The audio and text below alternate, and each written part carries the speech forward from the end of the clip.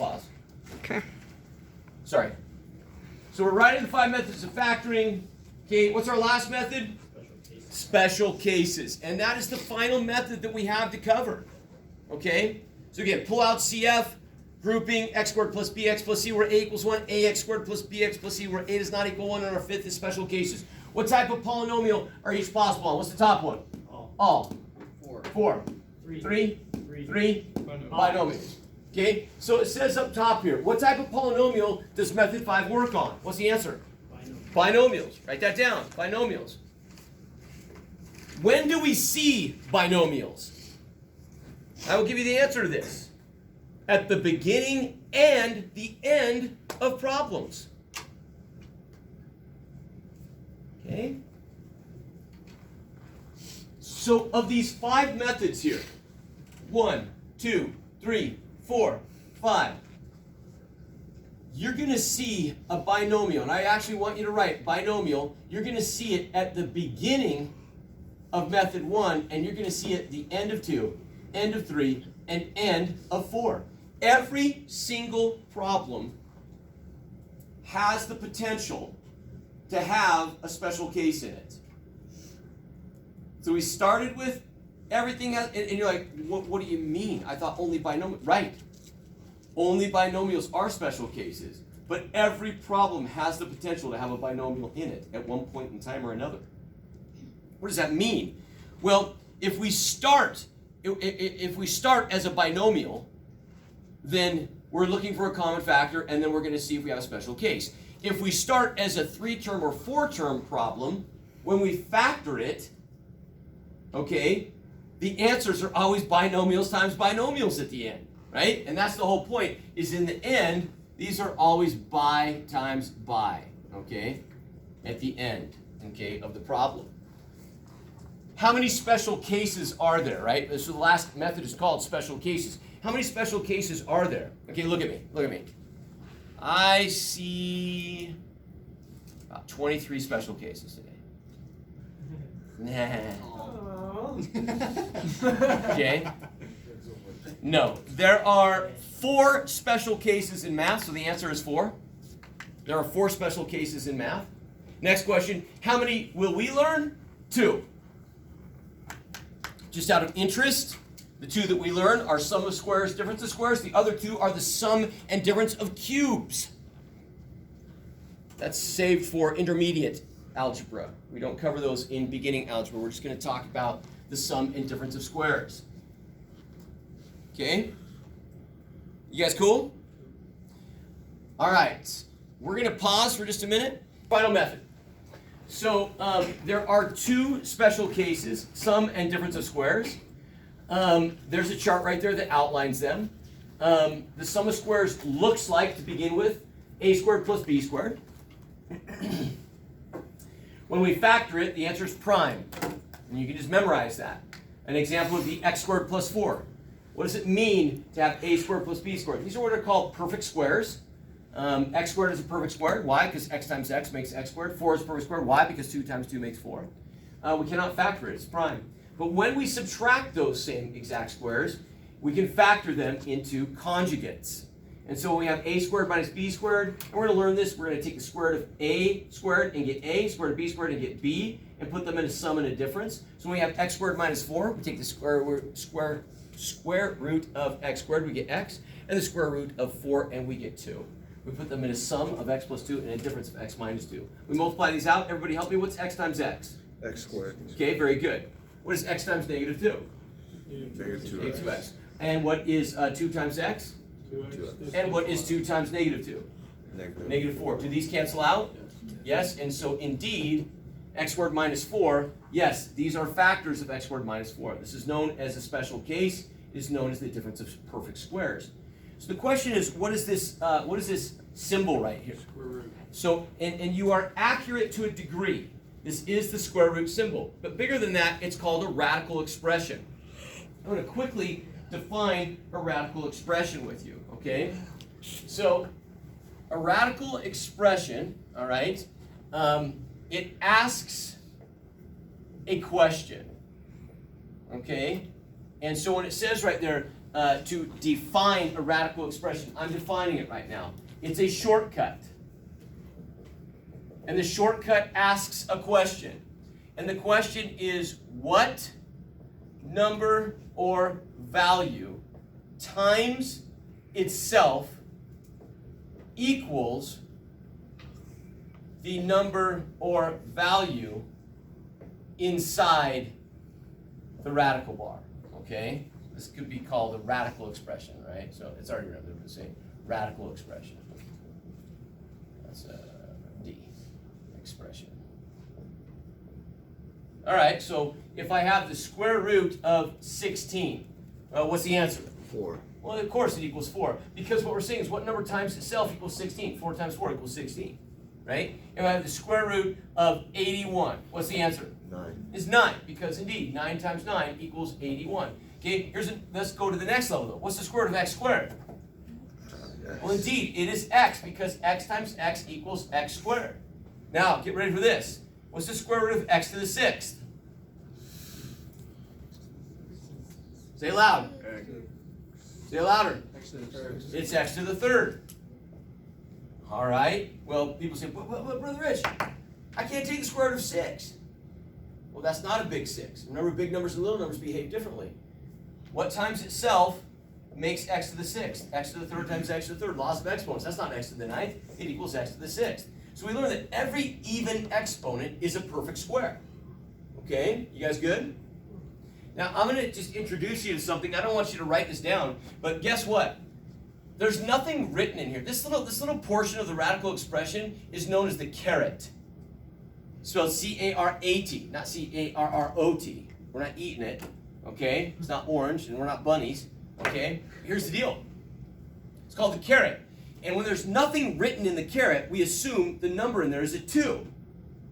Well, that number could be any number. And if it's a 3, then we're asking what number times itself 3 times equals 8. What's the answer? 2. It's 2, because 2 times 2 times 2, right? 2 to the 3rd makes 8, okay?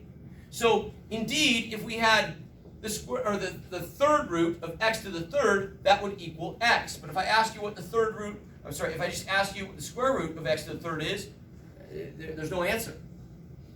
It is square root of x to the 3rd. It can't be simplified because it's not a perfect square. We cool? Okay, let's go to our next page. I want you to quickly answer these questions, and I want you to use your arithmetic sense, okay? Look up here, please.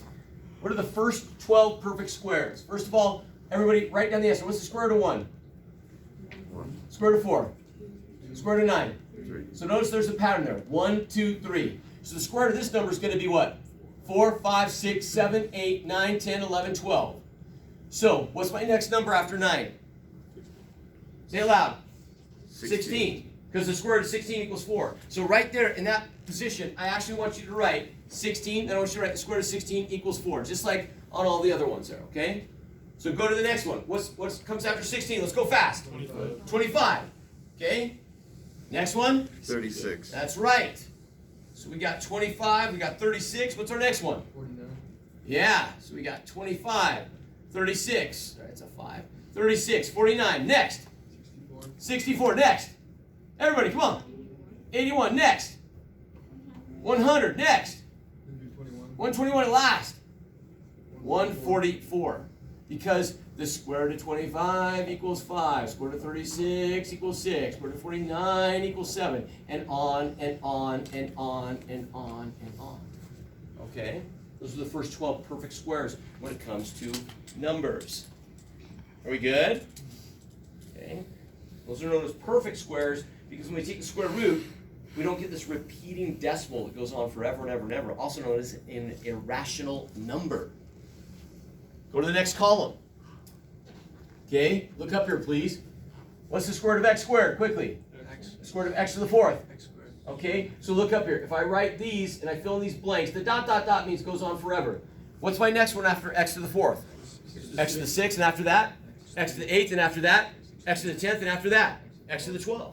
And the square root of each of those is x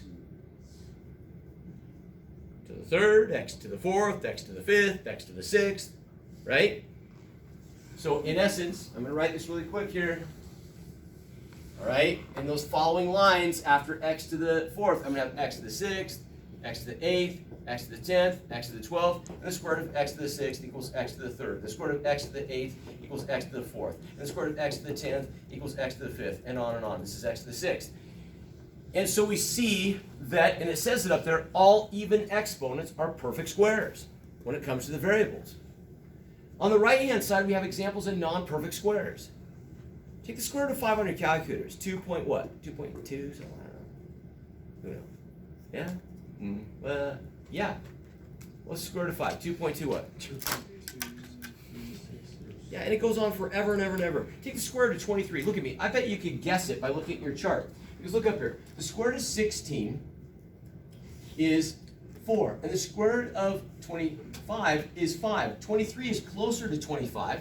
So you're probably at 4.8 something. What is it? 4.79, yeah, exactly, right? You can guesstimate it because they fall in between the perfect squares. Square root of 16 is 4, square root of 25 is 5. This falls in between the answer of 4 and 5, so it makes sense. Okay, square root of x to the third. Anyways, we cannot take the square root of any of these because they're non-perfect squares. We clear? Okay? All we're trying to teach you right now is something that you really have been exposed to at another time in your life about what are perfect squares, what are non-perfect squares. We cool? Okay, go to the next page. So, what does all this have to do with special cases? Well, we already learned that the special cases are sum and difference of perfect squares. So, I'm going to do something on the board right here, and then we're going to talk about what's in the red box. Okay? Logan, read these 3 problems to me in about 3, 2, 1, go. I'm ready. X squared negative 4. Okay? Second one is b to the 6th power minus 9. Okay, and last one. 4b to the 2 power plus 9. All right, all eyes up here. Check it out. So, go to the red box, really quick. Go to the red box. First thing, my polynomial, meaning in the problems I've been given, must meet all the following criteria, A, B, and C, to be a special case we can factor. If the answer is no to any of the criteria, it won't work. And we're primed to this method. And notice the key there, primed to this method. If you answer prime for an entire problem, you're saying we can't factor it any method. So if we can pull out a common factor, it's not prime. Okay? Quickly. Didn't you say on a test, like only one of them, or like in general, like most questions, only like 1 or 2 are going to be prime? At most At one. most, Yeah. So, The correct answer on a test is going to be prime. But you're going to, and stuff like this, you have to understand, look at me, because every problem has the potential to have binomials in it, and all your answers have binomials, most of them are going to be prime, and you're going to be able to, you're going to need to not just dismiss this, but be able to recognize, can I factor this or not? that makes sense. That's where your mind needs to be right now. Not of, well, this is only going to happen like once on the test. I'm not going to worry about it. You don't want to go down that road. You need to know if a binomial is factorable or not, or you're going to get problems incorrect. So look up here. X squared minus 4. Everybody, help me. The 3 criteria. It says in the red box. Stay on the red box on the camera there. Must be a binomial. So come over here now. Is this a binomial? Yes. Come back to here.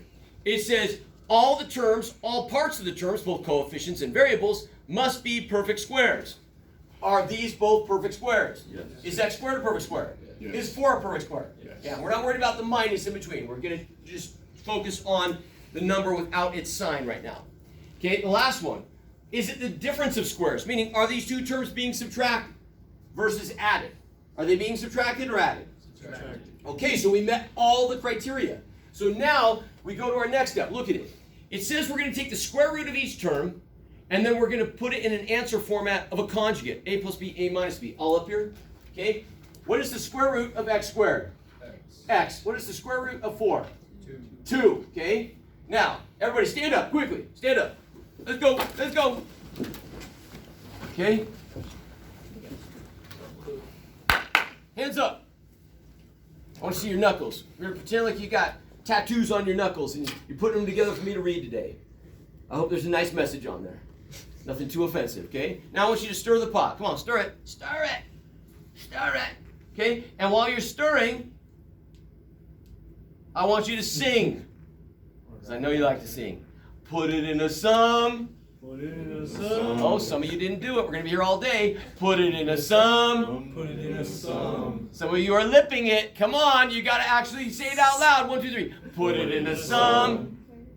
Put it in a sum. Put it in a difference. Put it in a difference. Now let's put this together. 1, 2, 3. Put it in a sum. Put it in a difference. Repeat. Sing it with some joy. Put it in a sum. Put it in a difference. Sit down. Sit down. Sit down. Okay. All right. So look at up here. It says put it in a sum. Put it in a difference. Why do we do this? Okay. Is whether it's just being goofy. No. It's called a mnemonic device. Mnemonic means memorization. Okay. And you want your brain to attach to something here. So let's come back over here. Draw your attention over here. Look up here, look up here, look up here. Okay? I took the square root of x squared, I got x. I took the square root of 4, I got 2. And we're going to put it in a sum, put it in a difference. And that's the answer. And we're done. Whoa. X times x is, let's check it. Let's check it. Everybody, x times x is? X squared. X times negative 2? Negative 2x. 2 times x? 2x. 2 times negative 2? Negative 4. These cancel. We're left with x squared minus 4. Whoa, whoa, whoa, it's magic. Look at that. We got it. Let's do the next one, quickly. Do I have a binomial? Yes. Are all the terms perfect squares? Yes. They are. Are they being subtracted? Yes. The difference of squares? They are. Because we said yes to all of those, we can now take the square root of b to the 6th, which is? B to the third. And the square root of 9, which is? 3. Sing it. 1, 2, 3. Put it in a sum, put it in a difference. And that's what you're going to do. You're going to put them in a sum, and you're going to put them in a difference, and that's the answer to the problem. Really quick, really slick method. Not a lot of work to show. But we have to know what we're looking at. Let's go to the next one. Okay? Do you have a binomial? Yes. Yes, you do. Are all the terms perfect squares? All parts of them? Is 4 a perfect square? Yeah. How about b squared? Yeah. How about 9? Yes. Are they being subtracted? No. P-R-I-M-E, prime. You cannot factor it because it didn't meet all three criteria, and they were being added. So I get students, oh, Brother Rich, I want to take the square root of those. Well, you can do that for fun, but you're still going to get the answer wrong because we're not doing that because it's prime. You guys good? Yeah. Okay, let's go to the next page. Hard or easy method? Easy. Okay, well, we're going to show you that while the method is easy, keeping track of it can be challenging. So we're going to jump into this next page here. We can get this mouse to cooperate. We have 8 problems here. Grace, you and I are going to hang out like after this class and keep videoing for a bit because this is, once we get through with this is really the end of the lecture day and we have plenty of time to go through this. But then the rest of it, you guys are going to be required to watch on your own. I talked about sometimes, you should be learning outside of class, and so the complaint was, oh, we're in a hurry to get all the material done. Well, we're not. But other classes actually require you to do stuff outside of the class. And so today we're going to require you to do something outside of class because there isn't enough time to cover it all. Now, if you don't cover it all, then you're left to figure it out on your own in the homework. The video will help you figure it out. But this is the end of teaching this method today. I want to give you a few minutes to do these problems, okay? They're going to pose some challenges. Remember, you're cancer doctors. Sometimes there's a common factor that needs to be pulled out. Sometimes, look up here, you're not going to start with a binomial, but when you get your answers, the binomials will still be factorable. Okay? Go ahead, we're going to pause. Yeah. All right, look up here, please, on this first one. Do we have a binomial? Yes. All perfect squares? Yes. Yes. Are they being subtracted? Yes. So we took the square root of 16, we got 4. We took the square root of x squared, we got x. We took the square root of 25, we got 5. We put them in a sum, we put them in a difference. All right, next one. Do I have a binomial? Yes. Are they all perfect squares? Yes. No. Is 12 a perfect square? No. This is prime. This is prime. Say woo if you got it right. Okay, do I have a binomial? Yes. All right. But really the first question we should be asking on every problem is, do I have a common factor? Yes. Okay, now you say, well, why didn't you ask me this over here? Because I mentally, while you might not ask yourselves and forget, I don't ask it, but I see. Because I'm trained to see. So sometimes I don't bring it up because it's not there. But I quickly see both these numbers are even, so they're both divisible by 2. And really, 2 is not a perfect square. But I can't call this prime until I exhaust all my efforts. I pull out a 2, I put this over 2, I put this over 2, and I get p squared minus 8. Now, look up here. Do I have a binomial? Yes. Yes. Is everything a perfect square? So what's the answer? No. That's the answer. And that was the thing I wanted you to wrestle with. Because prime means unfactorable. And you factored it. You just factored it with method 1. It's prime to method 5, special cases, but just to that method. Okay? So the answer is 2 times p squared minus 8. Say woo if you got it right. Okay? Say woo if you wrote prime. For your answer. Say woo if you wrote prime. Okay. So you know, you learned. And that's why we do this. Look at this one. This one's super fascinating. Is this a binomial? Yes. Is everything a perfect square? It is. Sometimes people say, no, 1 is a perfect square. Sometimes people forget that the square root of 1 is 1.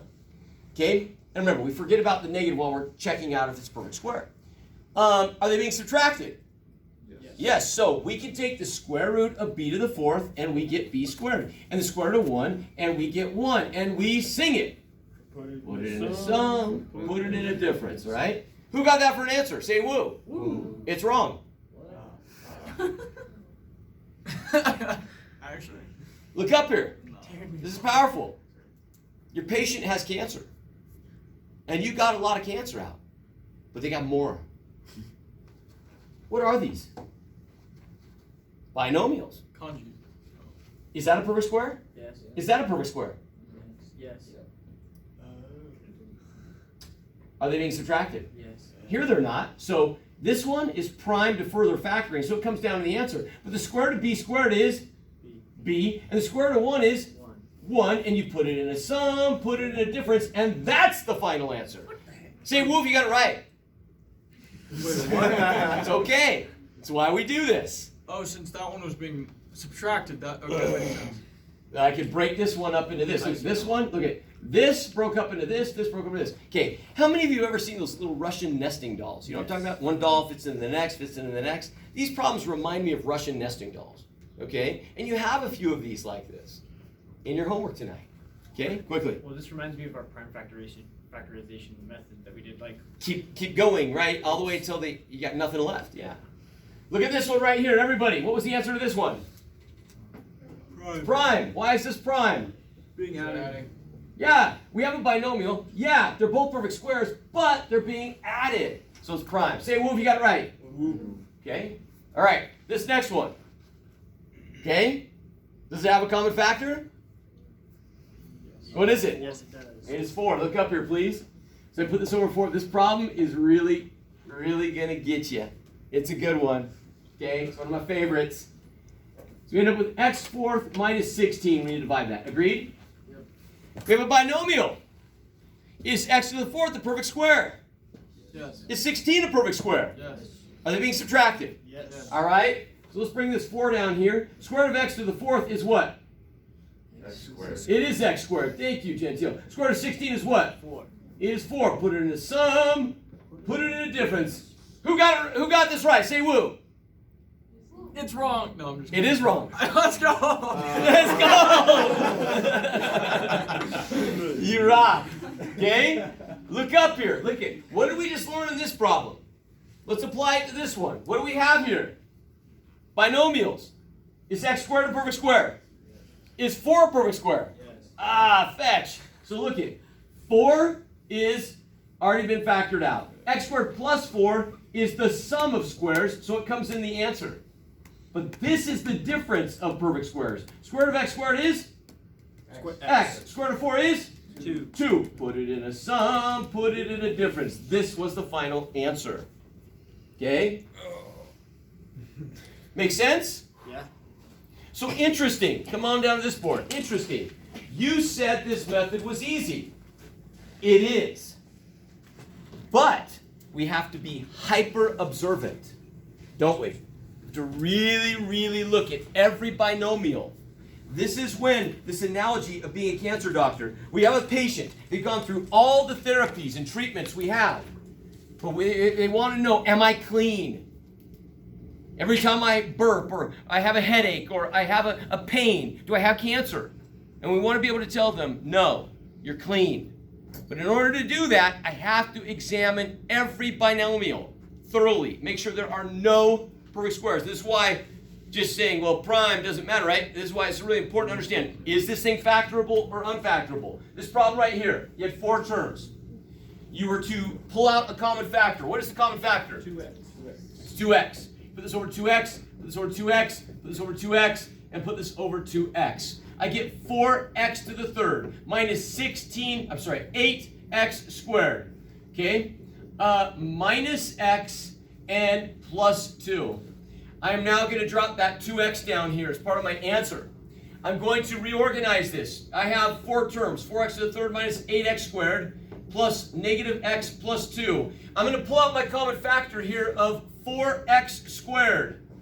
Look at that. 4x squared. Did we just incur 4x squared over here? No, we didn't. Never mind. Okay. 4x squared. I'm going to put this over 4x squared. I'm going to put this over 4x squared. And I get x minus 2. What am I going to pull out of this? Quickly. Quickly. Negative 1. And I put this over negative 1 and this over negative 1. And I get x minus 2. Y'all with me here? Okay. And so my common parentheses is x minus 2. And my leftovers are 4x squared minus 1. Join me with your eyes right now. We don't have a problem getting to this in the past. But now today, we know all of our factoring methods. We have binomials. Is that binomial a special case? No, because is x a perfect square? Nope, it's not. Is this binomial a special case? Is 4 a perfect square? Is x squared a perfect square? Is 1 a perfect square? Are they being subtracted? Yes. And so we're going to take the square root of 4 and it makes what? It makes what? 2. Square root of x squared, it makes what? X. Square root of 1, it makes what? Put it in a sum, put it in a difference. The rest of this drops down. 2x times x minus 2. I got to look at this one last time. I got to give my patient their clean bill of health. Is that a perfect square? Yes. 2 is a perfect square? Come on, guys. Is 2 a perfect square? No. No. We're done with this one. We're done with this one. We're done with this one. This is it. This is our final answer. We have to look at those. Last one, and then we'll get out of here. Look up here, please. Okay? I check for a common factor. I don't have one. I go to method 3 because a equals 1. Look up here. I know that I'm going to have b squared and b squared. Can I share something with you? Is b squared a perfect square? Is b squared a perfect square? Yes. Every even exponent is a perfect square. As soon as you see a perfect square in a binomial, whether it's the first term, the last term, any term, be aware this could be factorable further. Okay? So c equals 81 and b equals negative 18. What are 2 things when multiplied together make 81, when added together make 18? 9 times 9. Negative 9 and negative 9 make positive 81, when added together make negative 18. I end up with minus 9 and minus 9. Tell me something, everybody. Is b squared a perfect square? Yes. Everybody. Yes. Is 9 a perfect square? Yes. Are they being subtracted? Yes. Are these the same parentheses? Yes. Yeah, so we can break this up. Square root of b squared is what? B. Square root of 9 is what? 3. Put it in a sum, put it in a difference. And then this one's going to be the exact same thing. B plus 3, b minus 3. Now that is the final answer, but it could be written on a test like, look up here, b plus 3 squared times b minus 3 squared. Why? Because you have 2 b plus 3s and 2 b minus 3s. Okay? All right. Listen up. Let's go ahead and pause. Is why, look up here, why is the sum of squares unfactorable? Just out of interest, why is the sum of squares unfactorable? Well, is b squared a perfect square? Sure. And we take the square root of it, we get b. Is 4 a perfect square? Sure. We take the square root of it, we get 2. So when it's b squared minus 4, we put it in a sum, put it in a difference, and when we multiply the conjugates, right, the middle terms cancel out, which means you're going to get b squared plus 2b minus 2b minus 4. These cancel, and you end up with b squared minus 4. But what are you going to do when you factor this? Well, square root of b squared is b, square root of 4 is 2. Obviously, you can't put it in a sum and put it in a difference, or you're going to get b squared minus 4. So how are you ever going to get b squared plus 4? Well, you can't. You say, well, what if I put b plus 2 times b plus 2? All right, well, the problem there is you get b squared plus 2b plus 2b plus 4, and these middle terms are going to make 4b. You're never going to arrive back to this binomial. Well, okay, what if I put minus and minus, Brother Rich? Okay, sure. That's still going to give you, though, this is going to be minus, and this is still going to be plus. Now you have a negative 4b in the middle. I mean, you can't get rid of the middle terms. That's why the sum of squares is unfactorable. If you understand that, great. If you don't, just memorize it. Okay? All right. Let's go to our next page. Everybody, let's go quickly. We're going to keep on videoing all the way through the end of class. If we don't get through everything, you can stay or you can go when time's up. We're going to keep videoing. We're going to keep teaching, so just exit quietly. What is a trinomial square? A trinomial square, by definition, is your polynomial to begin with starts as a trinomial, and after you factor it, the answer, the binomials are the same. So you have a binomial square. So we're asking you the question on these three problems, are the following trinomial squares, what must we do to find out? So the answer to what must we do to find out is you have to factor them. So write that down, factor them. So x squared minus 16x plus 64. All right? Help me out. In interest of time, we're going to do these together, okay? If you want to pause at home and do these and then check to see if you're doing them right, that's a great way to practice. If you just want to go along with us, we can do these together. First thing we do in every problem is check for a common factor. We don't have one. Don't have 4 terms, we're not factoring by grouping. We do have 3 terms, but a equals 1, so we're going to make our chart c equals 64 and b equals negative 16. Why are we talking about these problems when we're dealing with special cases, when this is not a binomial? Because we're dealing with some perfect squares. Okay, what's the square root of 64? 8. And what's 8 and 8? Well, that makes 16. So negative 8 and negative 8 make positive 64, when add together make negative 16. So you're going to run into some perfect squares in these. We factor this out. We have to have an x and an x. Do you all agree to make x squared? And my two answers are minus 8 and minus 8. So the answer here is x minus 8 quantity squared. Is this a trinomial square according to the definition? Yes. Yes. Why? We started as a what? What did we start out as? We started as a trinomial. That's how we started. And we ended as a binomial squared, right there. And so that is the very definition of a trinomial square. We start as a trinomial, we end as a binomial square. So the answer is a resounding yes to this one. Give me the next one.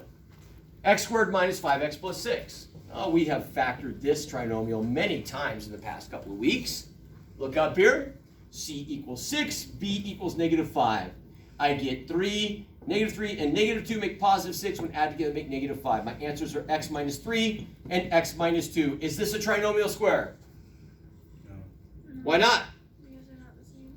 We started as a trinomial. The binomials are not the same. The answer is a resounding no. This is not a trinomial square. And finally, our last one, x squared minus 14x minus 49. X squared minus 14x minus 49. Okay, we check for a common factor. We don't have one. We go to method 3 because a equals 1. Indeed, we say c equals negative 49 and b equals negative 14. All right, is 49 a perfect square? It is. But here's the problem. Look up here, please. The only way that we can make that negative is if one number is positive and one is negative. And 7 and negative 7 will make negative 49, but when added together make what? 0. So this answer is prime.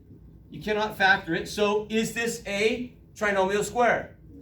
The answer is a resounding no, because while we started as a trinomial and we did have a perfect square, unfortunately when we factored it out, we did not have a binomial square at the end. Okay? Let's go ahead and any questions about this? What's a trinomial square? Again, we start as a trinomial, we end as a binomial square. Let's go to our next page quickly. Okay? So they have to be the same for it. The binomials have to be the same after you factor it. Bottom line. Yep. All right, my friends. Factor completely and discuss. Some helpful hints. Remember a common factor, and if you want to multiply to check your answers, that can be super helpful. So we have some trinomials, and the question is here, how can we use perfect squares to help us in these? Well, we're about to discover this. Will somebody read the first problem to me, please? 4p squared minus 12pq plus 9q squared. All right, all eyes up here, please. So, if we're taking a test and the directive is to factor completely, first thing we do is check for a common factor. I have a p, do I have a p? I have a q, do I have a q? Divisible by 2, divisible by 2, is that divisible by 2? Divisible by 3, divisible by 3, is that divisible by 3? All right, we checked for a common factor, we didn't have one. Okay, it was close in many instances, but we did not have one. Can we factor by grouping? Nope, doesn't have 4 terms. Trinomial method. Does a equal 1 or not equal 1? Not equal. A does not equal 1. So we're going to multiply 4 times 9 and get 36. And that's A times C. B equals negative 12. All right? All right, listen. Is 36 a perfect square? Yes. Let me share something with you. Really, I want your eyes to come up here. There's actually some shortcut methods to do this problem. I don't teach them. Why wouldn't you teach us? Oh, I think we've got a lot to keep in our heads with the 5 methods of factoring. I don't want to teach you some alternate method here, but what I can teach you is this. Look up here. Is 4 a perfect square? Is p squared a perfect square? Skip the middle. Is 9 a perfect square? Yes. Is q squared a perfect square? Yes. All right. That's gonna, as soon as you see, if your bookends are perfect squares, then watch this. 6 times 6 makes 36. Negative 6 and negative 6 make 36. Add together make negative 12. So this becomes 4p squared minus 6pq minus 6pq plus 9q squared. I can take 4p squared minus 6pq plus negative 6pq plus 9q squared, and I can pull out my common factors. Here it is 2p, and I end up with 2p minus 3q. Here, I'm going to have to pull out a negative. It's going to be negative 3q. Put this over negative 3q, put this over negative 3q, and I get, the negatives are gone, the q's are gone, I get 2p, and I get negative 3, and I get q. So my common parentheses was 2p minus 3q, and my leftovers are 2p minus 3q. These parentheses are the, is this a trinomial square? We started as a trinomial, we ended as the same binomial. The answer is a resounding yes, this is a trinomial square. So yes, this is a trinomial square. Okay? Interesting, huh?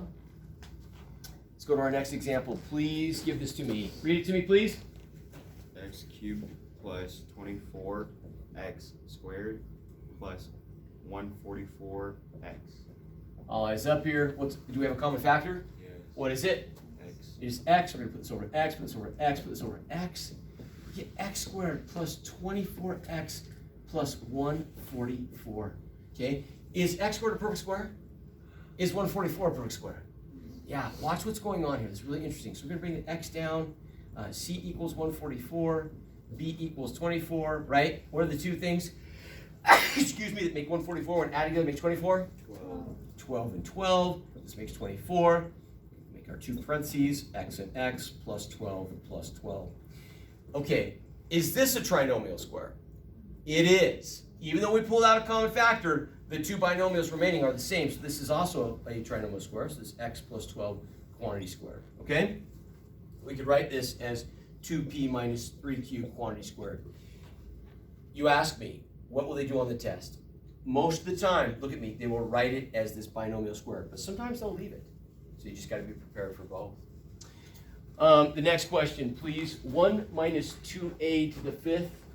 1 minus 2a to the 5th plus a to the 10th, correct? All right, let's go ahead and rewrite that as a to the 10th minus 2a to the 5th plus 1. Okay? Tell me something interesting. Is a to the 10th a perfect square? Yes. Is a to the 10th a perfect square? Yes. Oh, it is. Is 1 a perfect square? It is. So, really interesting here. Okay. What do I need to have in each end here? A to the 5th and a to the 5th. So C equals 1 and B equals -2. What are two things we multiply together make 1 when added together make -2? But -1 and -1, that makes 1. When added together make -2. So we ultimately have -1 and -1. Now we look at our binomials. Can we factor these any further? A to the 5th is not a perfect square, so no, we cannot. All right, is this a trinomial square? Yes, it is, because the binomials are the same. All right, we only got a few minutes left, and what I want you to understand is something when I did all 3 of these problems. Look up here, please. Look up here. So, tonight, and I want you to make the connection here. Tonight, most of your problems will be binomials, and you'll be using the special case difference of squares method to get through it. But occasionally, you'll be given a trinomial, and the bookends are perfect squares. And there are some shortcuts that you can take. Please look up here. Look up here. What is the square root of 4? 2. What's the square root of p squared? P. What's the square root of 9? 3. What's the square root of q squared? Q. This is positive, and this is negative. Okay? If this is positive and this is negative, that has to be negative. And you have squared. There's your answer right there. Didn't have to do all the work. Can you do all the work? Yes. Watch this. Really important. So I'm teaching you something, and it's not written in your book, but it says right here, how can we use perfect squares to help us? I'm teaching you right now. Once we pull this out, is this a perfect square? Yes. Is that a perfect square? Yes. What's the square root of x squared? X. X. What's the square root of 144? 12. And they're all being added, so I put a plus there, and it's being squared. There's my answer. I'm done. I'm down here. Is a to the 10th a perfect square? Yes. What's the square root of a to the 10th? 8 and 5. Is 1 a perfect square? Yes. This is being subtracted, it's being added. They both have to be minus, right? So I can have a to the 5th minus 1 squared. All right. So this last one here. Let's try this one without doing all the math of multiplying 16 times 49. Is 49 a perfect square? Yes. Is 16 a perfect square? Yes. Is y to the 2nd a perfect square? Yes. What's the square root of 49? 7. 7. What's the square root of 16? 4. And what's the square root of y squared? Are they all being added? Yes. So we're going to add these two, and they're going to be the same, so we can just put squared here, and that is the answer to that problem, and we are done. How do you show your work? You don't, That is your work. because you took that shortcut. Now, please listen to Coach Rich here, because this is actually pretty important. Why don't I teach this? We're like, well, you just taught it to us. No, I actually did all the problems the long way first, and then I showed you the shortcut. You see, really great, skilled people in the world, they know little tricks that other people don't know. Who plays video games? Raise your hand. Play video games. Are there tricks you use sometimes that less skilled players don't know how to use? Yeah. Are there cheat codes? Are there little things you can do with the joystick and moving it just so right that you can make that jump a little bit higher, or, you know, make that leap across, or, you get what I'm saying? Absolutely. Everything in life is this way. Please look up here. This is actually really important. If this is a minus and this is a plus, this little, and by the way, notice there's a lot of ifs here. This is a perfect square. This is a perfect square. Okay? I highly recommend that you don't use this shortcut until you become much more efficient in this. Because after you take the square root of 4 and get 2, and the square root of 9 and get 3, you get 6, and you have to multiply that by 2, and what does it equal? 12. It has to make that middle term. If it doesn't make the middle term, this trick won't work. So if that was anything besides 12, it wouldn't work. 13, 14, 15, 2, 7, 9, it will not work. Next thing. If this is a minus and that's a minus, it will never work. If this is a plus and that's a minus, it will never work. If this is a minus and this is a plus, then this is a minus. If this is a plus and this is a plus, as this one was, then it's a plus. See all the ifs there? This is why I don't teach this, because there's just a lot of little nuances about how this method works. You can always come back to this and multiply 16 times 49 and get a number. It ends up being a big number. And you can do the long way to do this problem, okay? Okay, last thing, look over to this far right board. You have 2 assignments tonight. One is to deal with special cases. The other is to make your final visual chart for the semester. Woohoo! We are going to actually break up our review for the test every single day this week and culminate it on Monday. Some of you will be taking the test this weekend and not coming on Monday. We talked about that. Look up there, please. Your visual chart, your last visual chart, should have 6 boxes. In the first box, you should have the factoring chart we've been making at the beginning of class every single day. It has the factoring methods and the type of poly possible on, right? Yes? You know this chart? Yes or no? Yes. Oh, I hope so. And so you have 1, 2, 3, 4, 5, right? And blah, blah, blah, blah, blah, right? All 4, 3, 3, binomial, right? All that stuff, right? You're gonna write that chart there. What do you think would be the most common sense thing that the other 5 boxes are? Each one of them. Each method, its steps and examples, right? So you can have methods 1, 2, 3, 4, 5. You got to write the steps, and then you got to have at least an example or 2 of each one. Please have that done by Wednesday at the beginning of class, or by 9 a.m. And we will be actually using that visual chart to create something else for a review. So we're going to begin our review on Wednesday for the final test, okay? You guys have a good one. I will see you Wednesday.